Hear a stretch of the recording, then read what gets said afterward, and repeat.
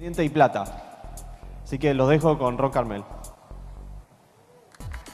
Thanks, Daniel. Hola.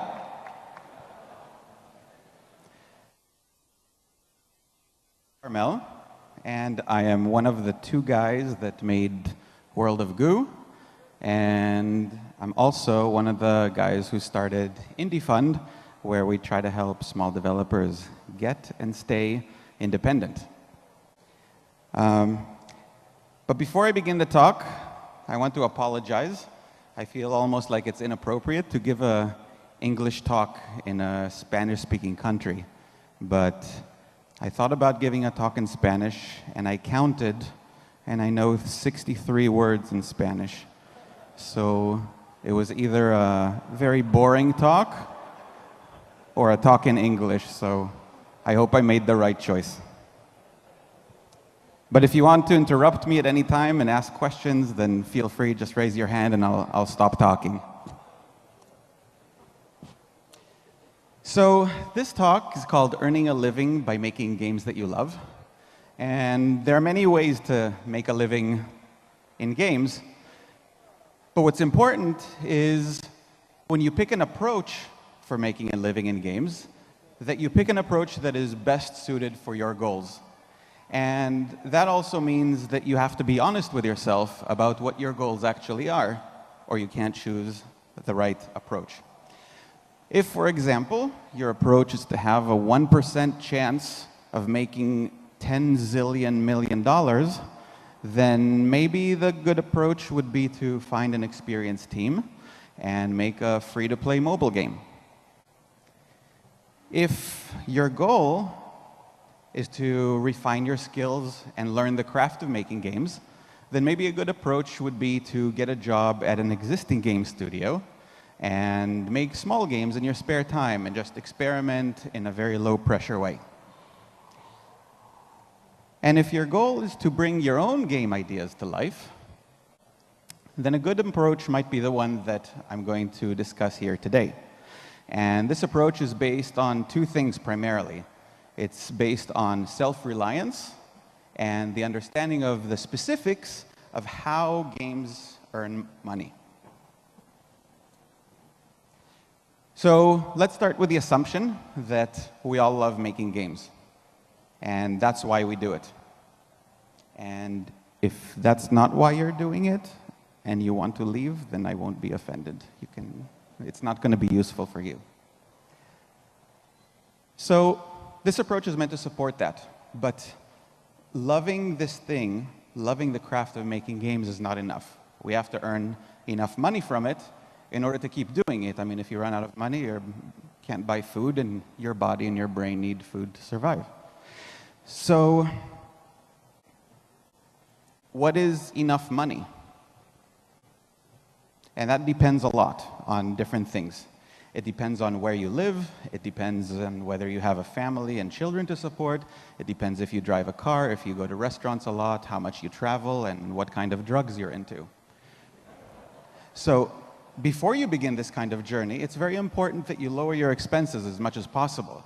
And this relates a lot to what Zach was talking about. Set yourself up so that you can fail.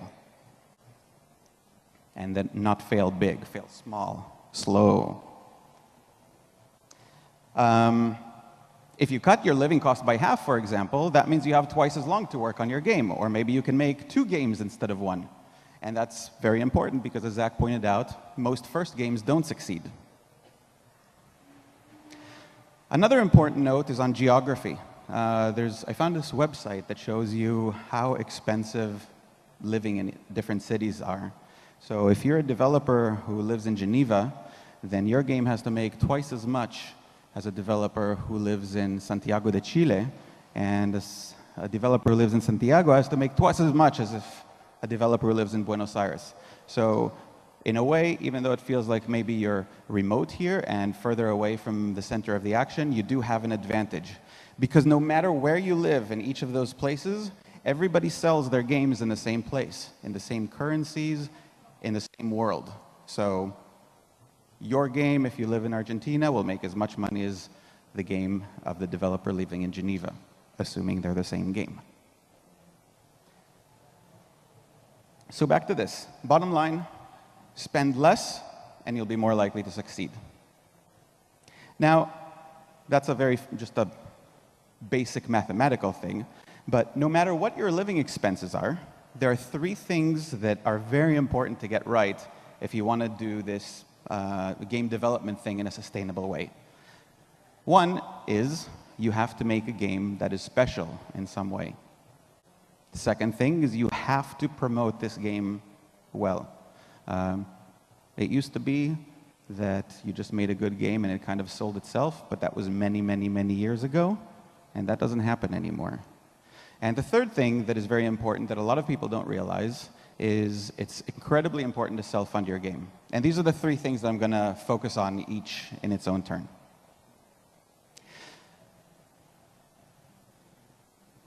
Special. A lot of people think that being able to tell good wine from bad wine is a sophisticated skill, and maybe you have to be rich or drinking wine your whole life. But it turns out it's much simpler than that. If a wine tastes good to you, then it's good wine. And it's your subjective opinion while you're drinking it. That's the only thing that matters when you decide whether it's good wine or not.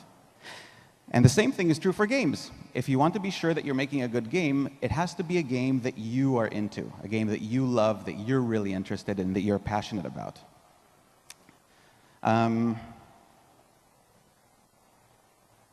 When you do this, when you make a game that's geared to yourself, you're the ultimate judge of what this game needs to be, how it should be developed, what makes it good and what doesn't make it good. And you can rely on the fact that there are at least 10,000 people in the world who share your taste and your aesthetic in games. So when you make a game for yourself and those people play it, they will feel as if you made this game for them, that the aesthetic choices that you made were based on their aesthetics. And that creates a really good connection, and it gets people excited about your game. But 10,000 people kind of looks like a lot, but is it enough to make a living? So, quick calculation. If you spend 1 year making a game, or 6 months if you're Zach Gage, and 10,000 people find out and buy it, and you make $5 off of each of them, then you made $50,000 for 1 year of work. How many people here can live comfortably on $50,000 a year? Okay, it looks like almost everybody, except maybe 1 or 2 greedy bastards.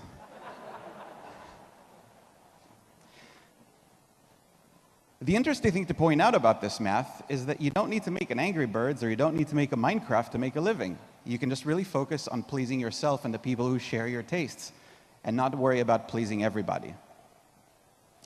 But there's a danger too. Not all game ideas that you have and not all the ideas that you love have the same chance of finding that audience of 10,000 people. So if you are really, really into 2D retro side-scroller platforms, then your game will drown in an ocean of 10 million games that are just like it. So it's very important to focus on the ideas that are weird and different and unusual, something that will make people curious when they see them or when they hear about them. And if you apply your love to one of these weird ideas, then it will give you the drive to and passion to really make sure that your game ends up being something special.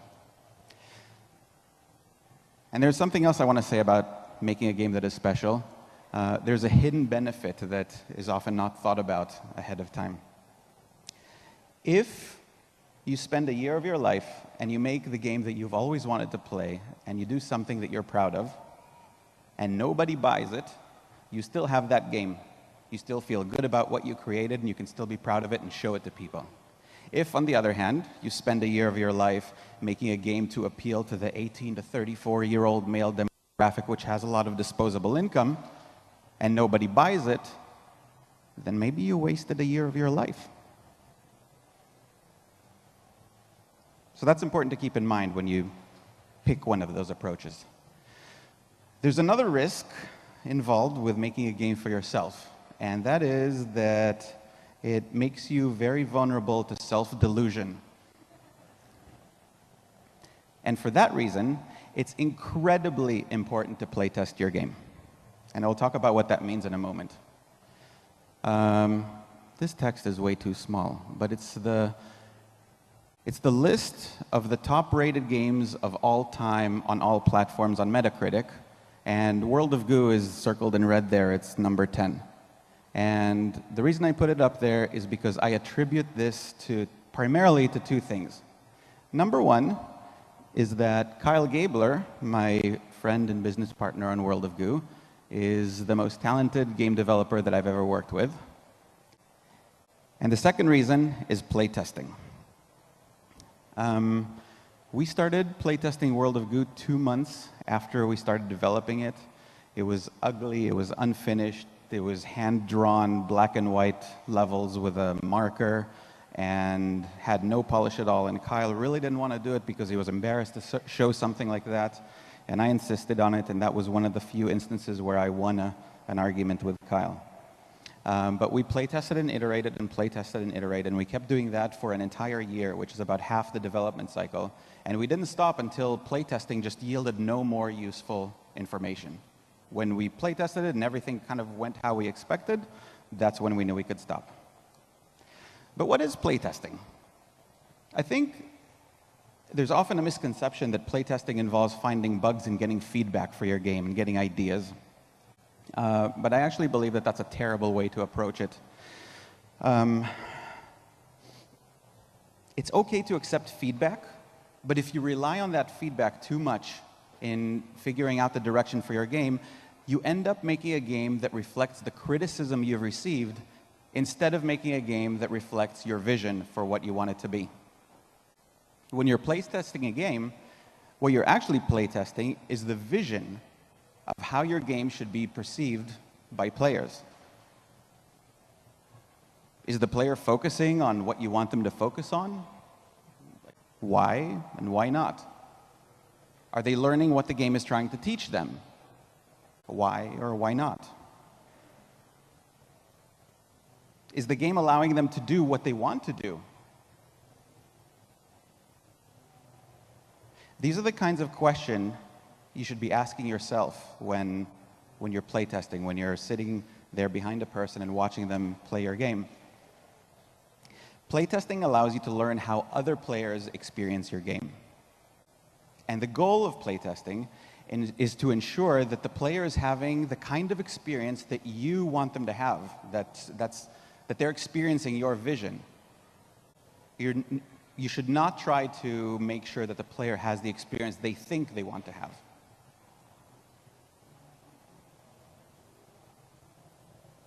That's all I'll say about special for now.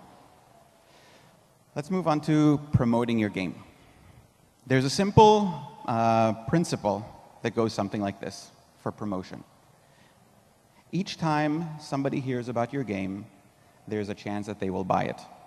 And what that chance is depends a lot on how special your game is, how outstanding or different it is. We can describe it in a formula by saying the number of copies of a game sold is equal to the number of people who hear about your game times some magical specialness factor. Or dollars equals promotion times specialness. Reviews, tweets, trailers, let's play videos, blog posts, those are all examples of things that can help you promote your game. And the point of promotion is to get as many links to your game out there as possible, plastered all over the internet.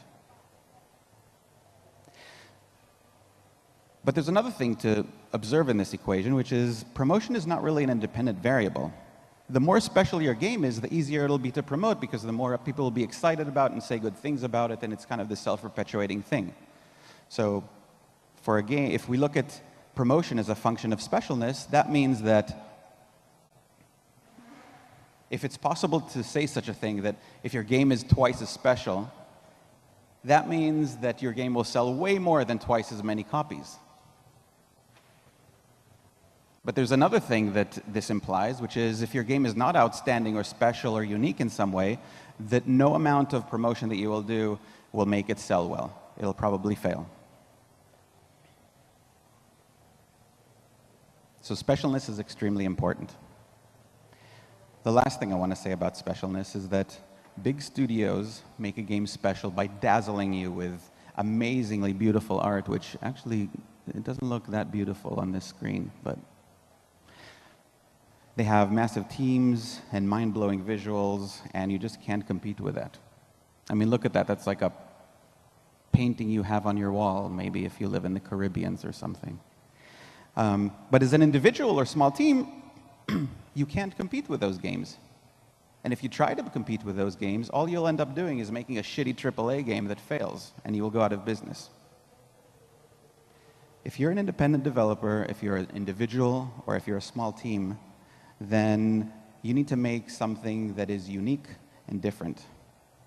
You need something that's an expression of your own aesthetic, and you need games that a large studio will never even consider making.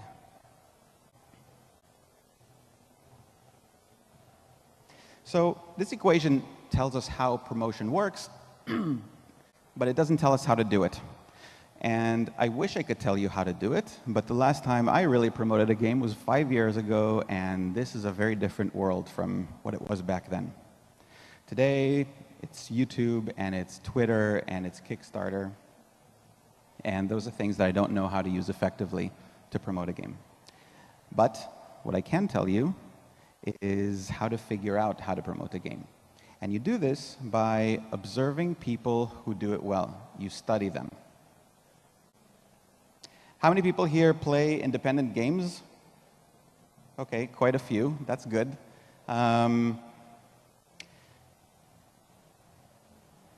Is there a particular game that anyone here can think of? Can any of you think of a game that has not been released yet and you're looking forward to? Which game?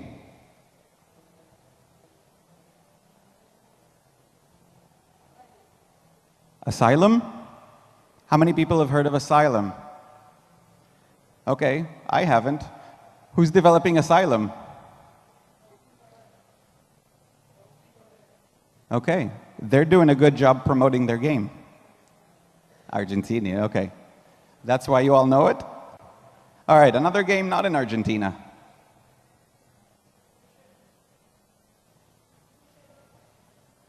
Blue Chalice? Mugenics from Team Meat, yeah. They're doing a great job promoting their game. How many people have heard of it? All right, quite a few. So think about these games that you know that are coming up and ask yourself, where did you hear about them? And there's probably more than one answer. I bet you've read about them in 2, 3, 4, 5 places. And what was said about the game and why? And then you ask yourself, how did Tommy and Edmund get those people to say those things about their game? And when you can start answering those questions, that's when you start to figure out how people get attention for their game and how they're promoting it. And there's no one answer for any of these. But sometimes it's impossible to figure out, especially if you're still a relatively inexperienced developer. You haven't seen these things done, so you can't kind of connect the dots. And in those cases, you can email the developers and ask them, because independent developers are very easy to reach. It doesn't matter if they're Tommy and Edmund or Phil Fish or anyone else that's not nearly as famous. But, you know, like everyone here, they're also busy people. So when you email them, be concise and don't waste their time. Show them that you've done your homework and you're not just being lazy. Here's what I mean. This kind of email will likely get you ignored. So will this kind of email. But this is a kind of email that's very likely to get you a thoughtful reply from a developer.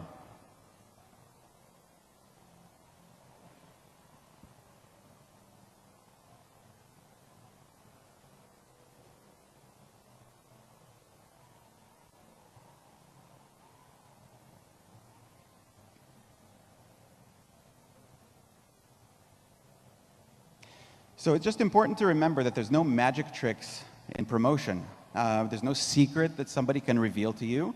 You just have to figure out how to get attention and you do it over and over until you start to get a sense of it. This is something that little children do all the time. They just try different things, and when they see something is getting attention, they do it again, like beating up their brother. It's a bit more subtle with game promotion, obviously, but you just need to keep trying to get attention. If something doesn't work, doesn't mean you failed, you just try something else. The other thing you should do is go to Nathan, or stay for Nathan Vella's talk. He's over there finishing it up, I think. That guy really knows what he's talking about in terms of promotion. He's been doing it repeatedly and constantly for quite a few years. And there is one more thing I want to share about promotion, and this is as true today as it was 5 years ago. If your plan for promoting your game is setting up interviews and reviews and previews for the day that you launch, just having like one big PR boom on launch day, then you've already failed. What you need to do, and what every successful AAA and indie game are doing these days, is a very long string of small PR events. So you don't need to have like 5 interviews show up exactly the day that your game launches. What you need to do is leak a little bit information here and a little bit information there.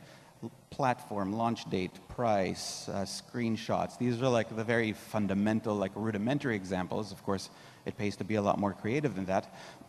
But what this does is it gives people an opportunity to get a sense that they're familiar with your game. It gives them many opportunities to get excited about the game. Maybe one day, they didn't sleep at all and they just don't care about anything and they hate life, and they see something about your game and they just don't care. But maybe on another day they see it and it does cause them to be interested. And as you do this, it has a snowball effect so that when you launch your game a year later, you already have a community that's interested in your game. And Zach talked a lot about doing that. And these players that have been following your game for the last 6 months, year of development, those are going to be the people who are really excited about your game and who are going to talk about it and evangelize it for you. And if you have, 1,000 people interested in your game, that's 1,000 people telling their friends about this game and raving about it. So those things are extremely important. It would never happen if you just do one big PR explosion.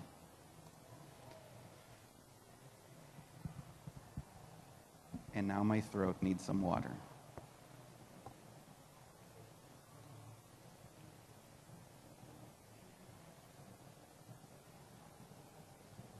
So that's it for promotion. Self-funding. Okay. This one, I don't know, I feel like the subject of self-funding doesn't seem as important as it should be. A lot of people think, oh, I don't need to self-fund because I'm not going to make a sequel, so I don't care about if somebody else takes my IP, I just need the money right now. But I want to explore this thing in more depth and explain why I think it's important. If somebody is paying you to work on a game, that's called work for hire. And a lot of people start doing work for hire, hoping that it leads to being able to work on your own games one day. How many people here know a studio that started doing work for hire and is hoping to do self-funded work later? Come on. All right, looks like about half of the people. And how many of these studios are still in business? A lot of them. That's good. And how many of these studios actually made the successful transition into working only on their own games? I see 1, 2. I see 2. So this is not surprising. This is very often the case and kind of what you expect. And there's a very simple reason for this. If your game costs $100,000 to make, then you can go speak to a funding partner and say, I want $120,000 to make it. And even if they think that the game will only cost $100,000 to make, they'll still give you an extra $20,000 because they understand that you have some overhead costs, and they understand that you need to make a little profit, and they understand that you have to keep paying the salaries in between projects. So that's no problem. But if you think that maybe you'll ask for 200,000 so that you can fund one game and then fund your next game completely based on that funding, then the funding partner is likely to understand that you're asking for too large of a profit margin, and maybe they'll go fund another game, or maybe they'll just tell you, no, that seems too expensive for us. But this is logic, and it's not data, so I want to explore this from a different direction too. To get more data on this, I sent out a survey to every developer I know, and I asked them, how did you start out? Did you start out doing work for hire, or did you start out doing self-funded work, or a combination? And I also asked how they're operating today, self-funded, combination, or work for hire. Of the developers that today are doing self-funded work exclusively, 66% started out doing self-funded work, 27% started out doing a combination, and only 7% started out doing work for hire. When I first looked at this data, I jumped to the conclusion that if you start out doing self-funded work, then you are 10 times more likely to keep doing that than if you are doing work for hire. But this data is misleading. The reason it's misleading is that the only people who took this survey are developers who have been around long enough and sustained themselves long enough for me to get to know them and send them that survey. So there are hundreds and maybe thousands of developers that aren't represented in this. So instead of thinking about it this way, I thought, let's consider all developers who took the survey to be developers who, quote unquote, made it. People who have been around long enough and are sustaining themselves and making a living successfully. And then 42 of those 78 developers started out doing purely self-funded work. 25 of the 78 started out doing a combination, and 11 started out doing work for hire. So these comprise 85% of developers that I know have kind of quote-unquote made it. And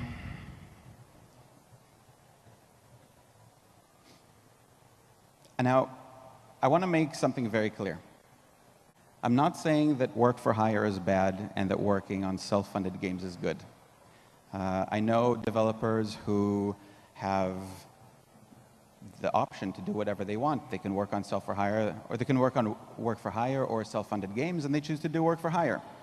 What I am saying is that if you start out doing work for hire thinking that it leads to doing self-funded work, then there's a very high chance that you will be disappointed.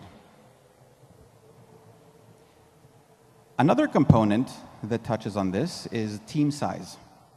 The larger your team, the harder it is to make that transition, because the more money you need, because you have more salaries to pay, and the more desperate you are for money, the harder it is to raise money. I know a bunch of individuals who made the transition from work for hire to self-funded, but I only know one studio with a full team that was able to do this, and that's Cappy. Sorry, I keep talking about you, Nathan. So Cappy started out 8 years ago with 10 people, and for 4 years they worked on pure work for hire. After 4 years of work, they managed to transition to a 50-50 role where they did half the company worked on work for hire and half did self-funded games, and it took them another 2 years before they were able to fully self-fund the game. So I consider this the best case scenario. So assuming you can hire the right people and get the right team together, which is not trivial, as a lot of you know, are you prepared to work on somebody else's games for 5 years before you even start working on your own games? I mean, that's a tough question. I don't think that people who start out think about it and consider it in that way. So larger your team, the higher your expenses, the more desperate you are for money, and the harder it is to self-fund. It's just this thing that perpetuates itself. But even for small studios, it's very hard to go from work for hire to self-funded. And I'm going to talk about specifically how that would have worked out for World of Goo. I I choose World of Goo and 2D Boy as an example because I have all the data and I can run the numbers in any way that I want. So when we started making World of Goo, I kind of assumed that everybody needs a publisher, and we started talking to publishers. And we got some offers. Some of them were like really, truly horrible, and some of them were pretty good. And any chance that we could, we tried to talk to 2 or 3 publishers at the same time so that we can play the offers against each other. And eventually, we came to a conclusion that I'm going to talk about here.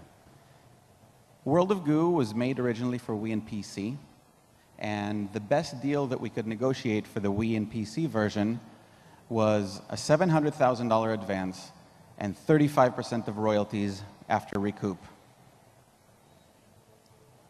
The best deal we could get when we lose the IP is, again, a $700,000 advance and a 50% royalty rate after recoup, but only a 12% royalty on derivative works. So it's hard to compare these exactly, so I'm going to expose information from the future that we didn't have at that point. In this case, we get 35% of Wii and PC, but because we later did iOS and Android ports, we would have gotten to keep 100% of iOS and Android revenue. In this case, we would have gotten 50% of Wii and PC, but only 12% of iOS and Android revenue. So if you think about retaining IP versus giving IP as a question of whether or not you'll make a sequel, that's often not the case. The way you make money off of your IP most commonly is by porting it to other platforms. It's not a lot of work to port a game, but you can still open up to a whole new audience. So World of Goo, in the end, was self-published, and it made a total of $13 million for 2D Boy.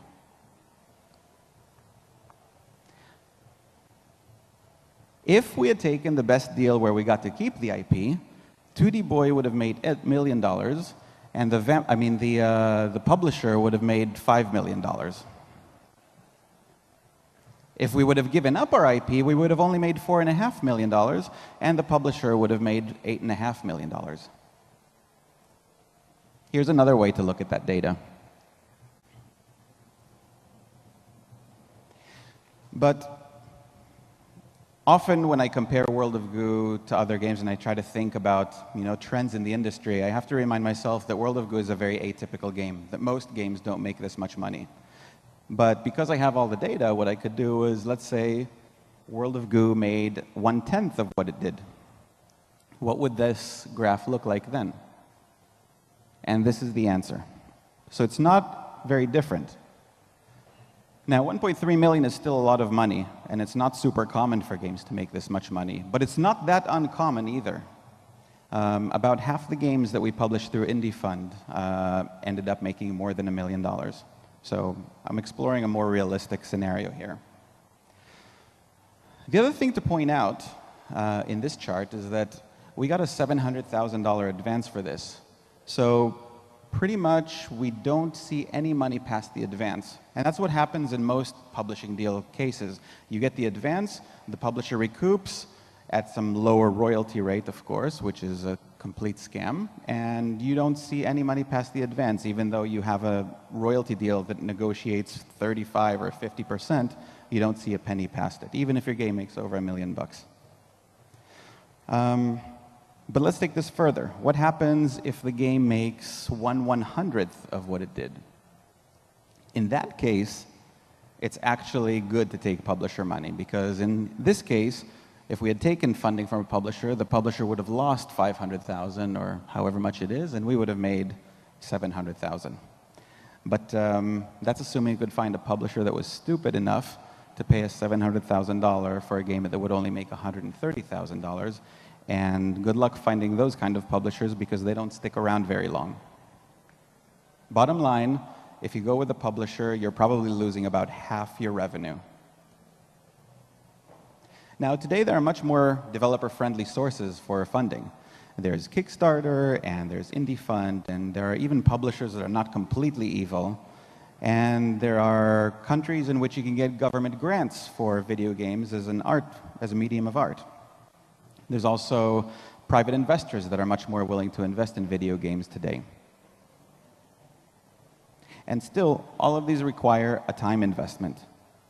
And they eat away at your income to some degree, and all of them come with some strings attached. It's less work to self-fund, it's less expensive, and it's a lot simpler when you're trying to focus on making a game.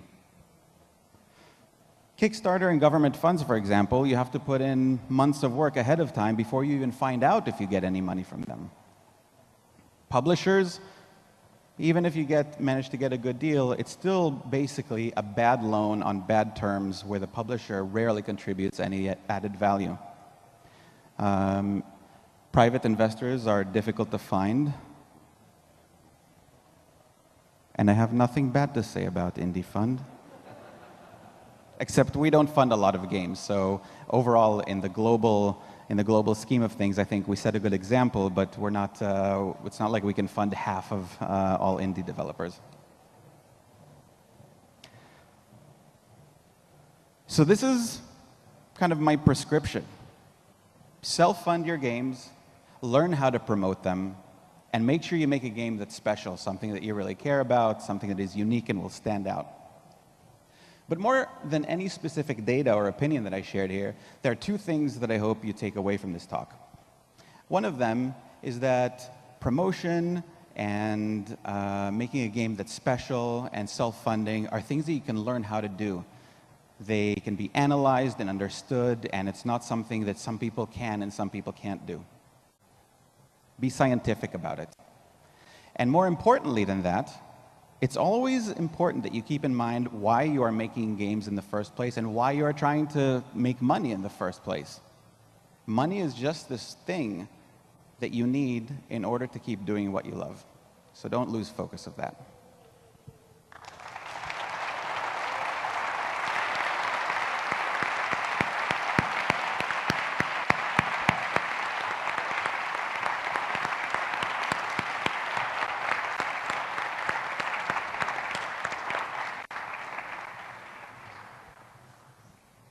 Hey, Ron.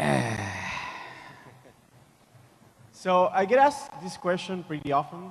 So in case nobody else does it, I'm going to be as blunt as possible. How do I get a game funded by Indie Fund? It's kind of a complicated question. I have to give a little bit of history. At some point, we had an open submission process where anybody could submit an application. But what happened is we got about 300 submissions pretty quickly, and we ended up funding one of them. And when we thought about how much of the developers' time we wasted trying to build those submissions or to prepare those submissions and how much of our time we wasted trying to filter through all of them and evaluate all of them, we decided it's not worth it. So right now, we find games to fund by looking at games that seem to get press, looking at games that are finalists in festivals like IGF and Indiecade, and just through introductions. So, we know hundreds of developers, they know a bunch of other developers. So if you know anyone who knows anyone at Indie Fund and you want to talk to us, then just ask for an email introduction, and that's the best way to handle things. Hi. I wanted to know what's your take on, for example, new developers that, for example, they're going to take their project as a hobby. For example, they work on something much different than video game development, and they use their spare time on developing their own game. What's your take on the success that game may have? I mean, personally speaking, I think that most entrepreneurs need to put all their energy, all their time, 100% on their work for the project to be successful. Is there any margin of success on someone who does 50% time work on something different and 50% hobby making video games? Yeah, it's a really good question, and I think it's very much a personal question. It depends a lot on the individual. I've tried a lot to work on games in my spare time while I have a full-time job, and always one of two things happened. Either I was too tired to work on the game when I got home from work, I just didn't have the energy to keep programming, or I was so excited about the game that I was depressed to go to work and waste my time there. So I tried to do it a bunch of times, and I never was able to do it successfully. But Have you heard of Colin Northway? He made Fantastic Contraption and more recently Incredipede. He started making Fantastic Contraption. Actually, he made all of Fantastic Contraption while working as a web developer and did it in his spare time. And I know that he worked like really hard and super long hours for it. But eventually he released the game and the game started making money. And at some point the game started making more money than he was earning at his job. And that's when he decided to quit.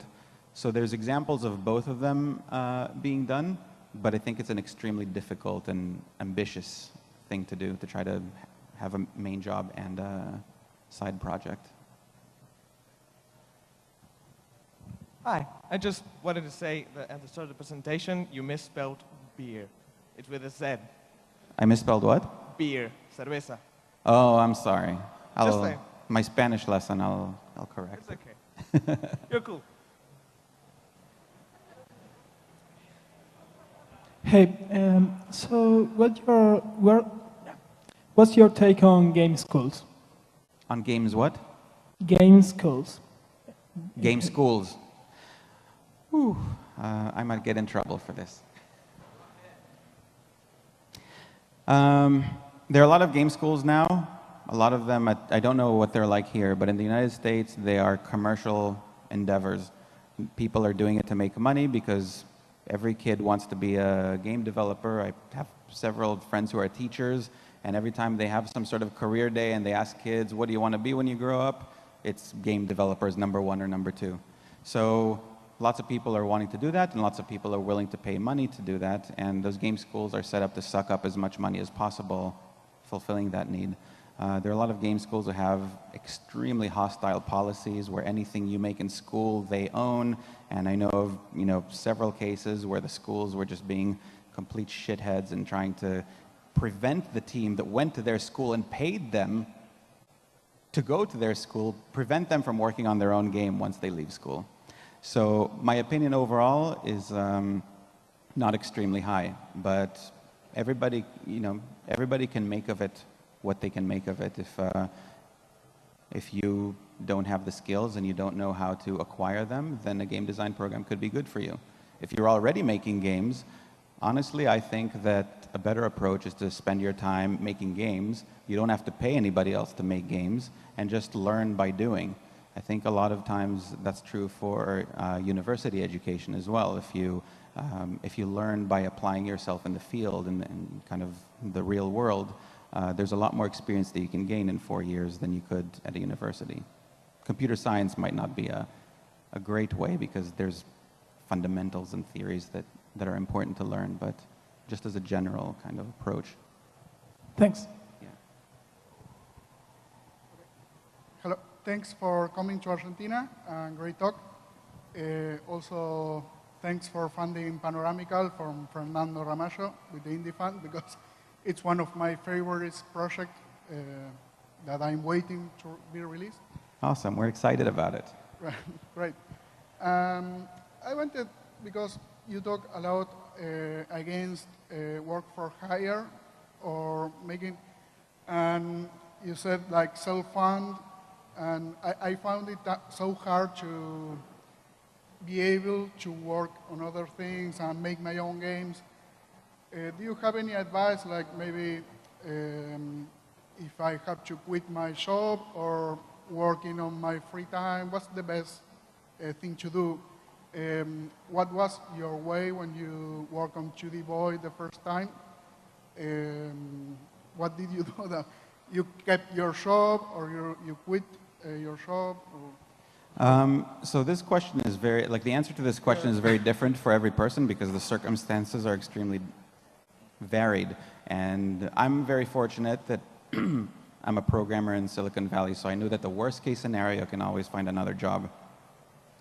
So I had about $40,000 saved up when I started making World of Goo. Kyle, on the other hand, had minus $30,000 saved up because he had student loans.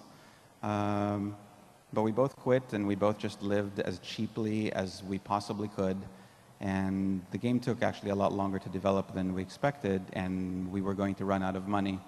And that's when we started thinking like, hey, maybe we'll do pre-orders.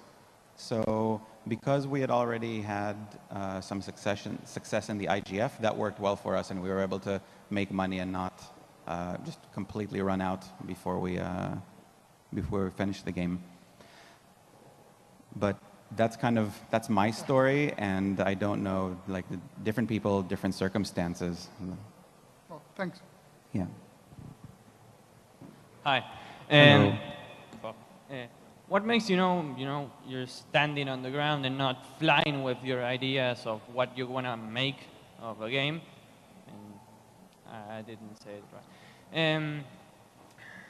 Sorry, quite nervous.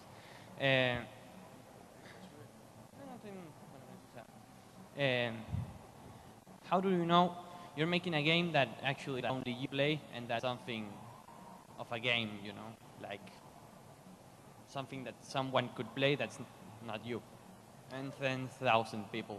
You mean, how do you know that a game that you love is something that other people will love as well? Kind of like, how do you know what's the difference between something that you just want to play, you're making just because you want to play, and something that could be an actual game that people could play? I don't think about that a lot. I mean, when we first started making World of Goo, we said that we want to make a game that everybody can play. But as we were developing it, we were just focusing on what we like, what we want the game to be, how we wanted the game to feel, and we were playtesting it to make sure that that's working properly. For the game that I'm working on now, we started out thinking we want to make it accessible, but eventually we just accepted that it's going to be a very niche game, that not a lot of people will buy it, but it's a game that we love and we want to make for ourselves. I'm working with a different partner on this, by the way. And we didn't pay attention to if it's a game that will be a massive success. This is part of what I was trying to explain in my talk, that as long as you love it and it's a good game and you believe in it, there are enough people out there that would feel the same way about it and will buy it, will love it as much as you do. That's a belief I have. I don't have data to back it up. Yeah. Okay, I'm translating a question here. He wants to know that if he wants to make a game, what's the absolute first step? Learn to program. Do you know how to program? No?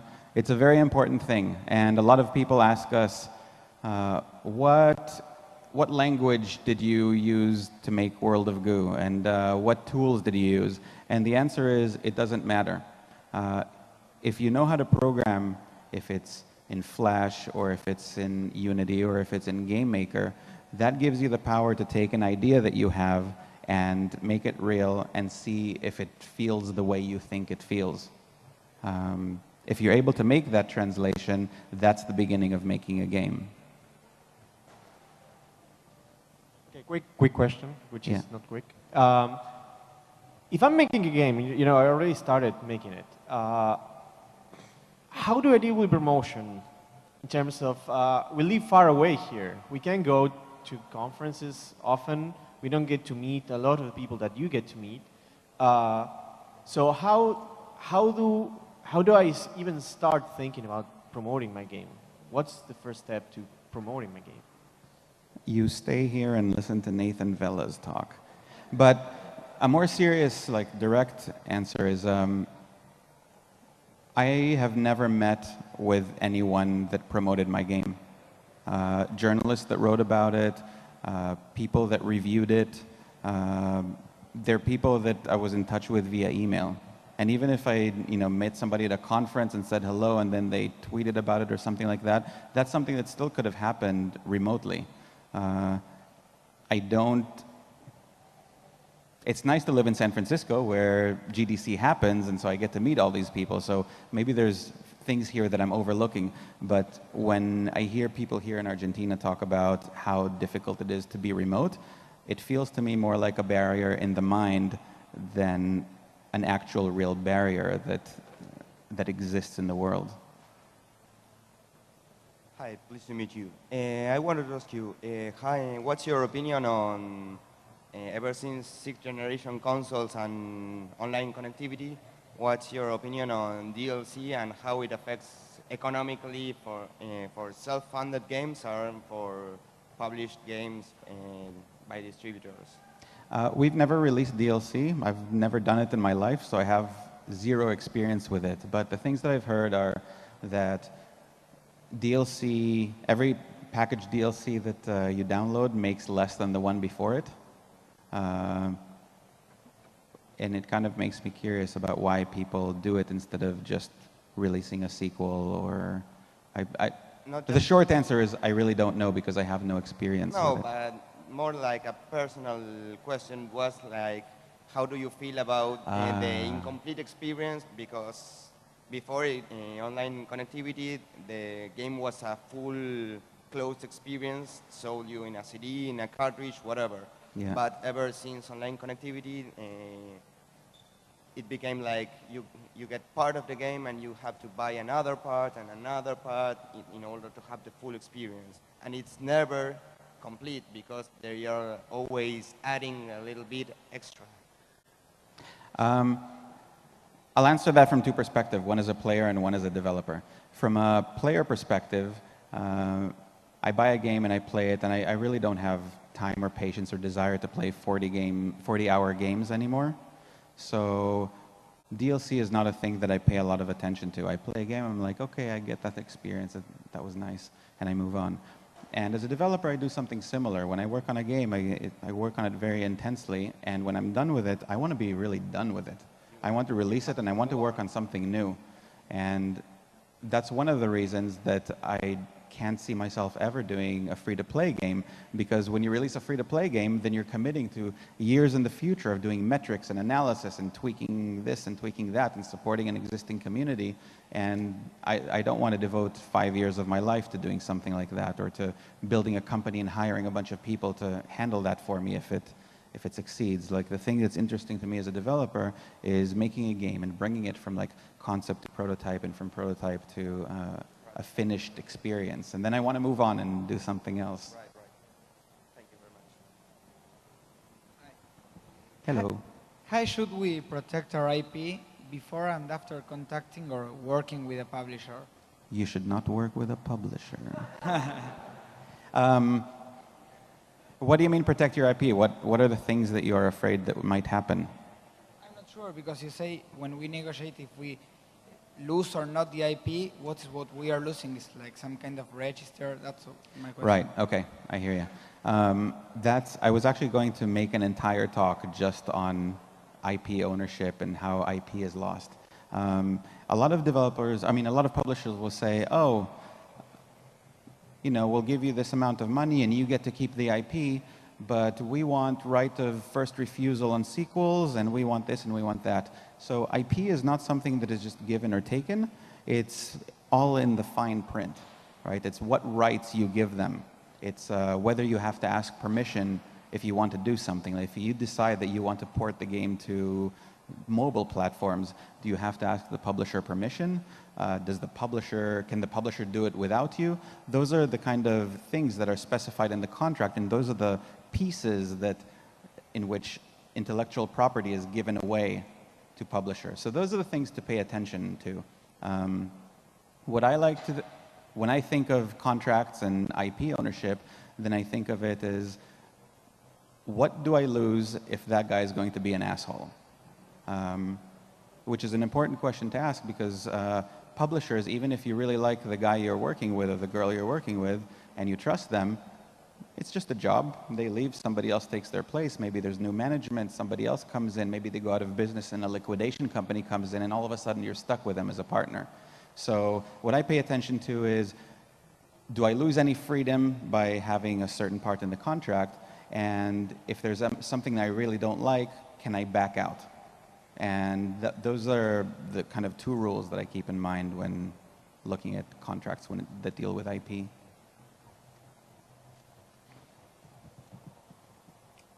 I would like to ask what kind of ways there are in case the development of a game you're working on drags on for way too long and you see yourself losing motivation on the project. What kinds of ways there are to get you back into the project and working and finishing it? That's also a very personal question. I'm extremely stubborn, so I can just make myself completely miserable and force myself to keep working on it. But Kyle, for example, couldn't do that. He was miserable working on it, and he had to take a break. So while we were working on World of Goo, he took a break and he made a game called Human Brain Cloud, and then he took another break later, and he made a game called Robots and the Cities That Built Them. So different people find different ways of coping with this. And the most helpful thing that I've ever seen for something like that is to have other people that you can talk to about it. So people who are familiar with that experience, because it's something that's very common. I think almost all developers go through something like that. And you talk to your friends, you talk to other developers, and even if they can't give you concrete advice, then at the very least you feel like they understand what you're going through. You don't feel like you're alone, and that makes it easier to handle the load. Hi. Hello. Yeah, to drawings, and then you transpose that to your PC, or how is that handled?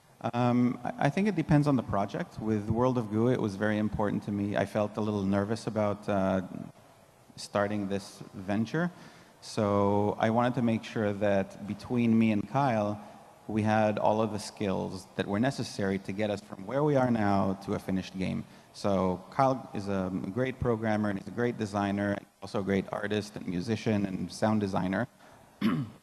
And I can program okay.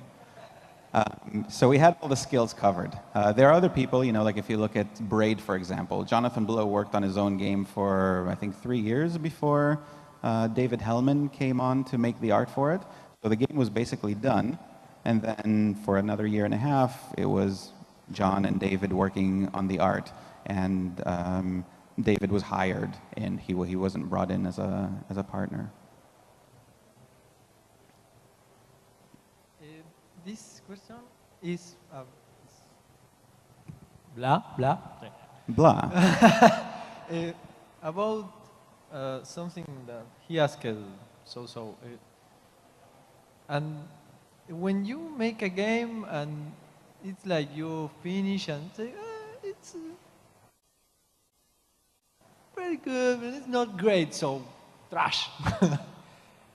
What really to do when you have this kind of complete game, but you think it's not great, it's really not worth it to show it or sell it? Do you have such a game? Yeah, but it's not worth it. How long did you work on it? 2 months.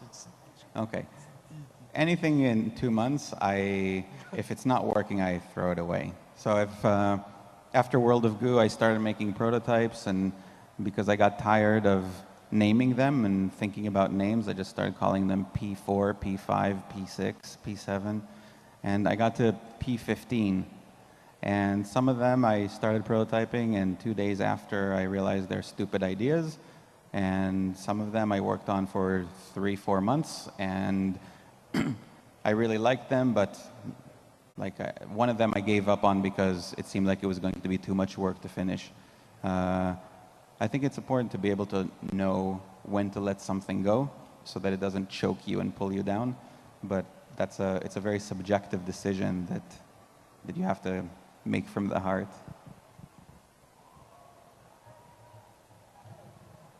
Hello. Hi. Nice to meet you.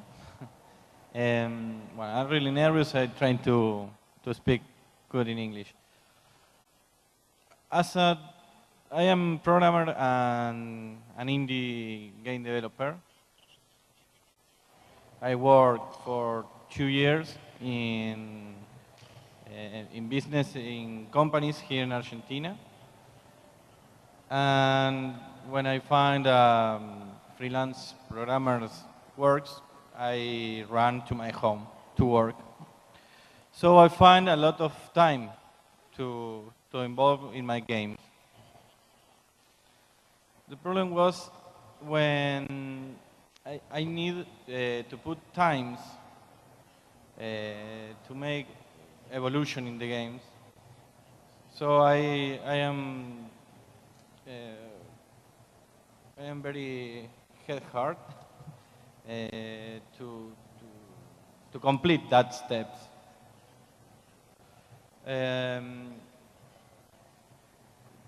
That gave me a problem. I looked my game, 6 months working, and said, this is a shit. I closed the game, or, well, this is fine, and I sold my game. The game doesn't sell anything, but a lot of people play, and until 6 months I release the game, the people are continuing playing. Now I take the same idea, I said, when I want to do the new version of the game and add some new mechanics to try to complete the original idea. Is that okay? Is that bad? Who you can trouble with the problem that you are looking your game month and month and not to hate the game.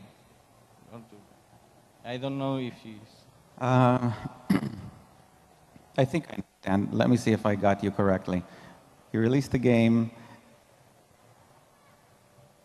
You're not sure if you want to continue working on an expansion for that game, to continue developing the game into what you your original battery.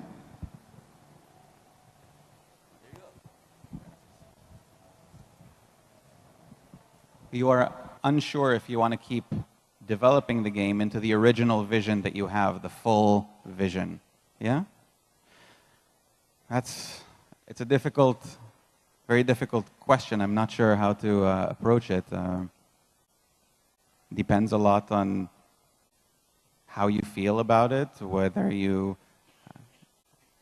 you can afford to keep working on it, if you feel like working on it. I think what you said is you're exhausted. You're not sure that you want to pick it up again, and that I can relate to. I didn't want to touch World of Goo ever again after I finished, and it took months and months.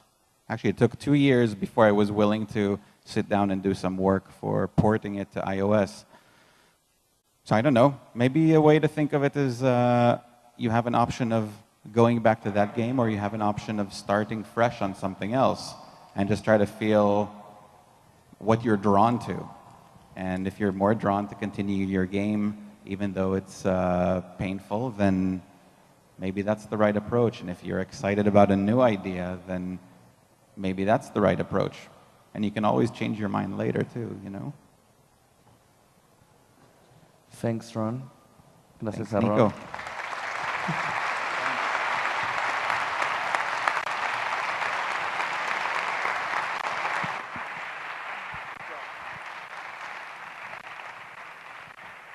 Hola, hola.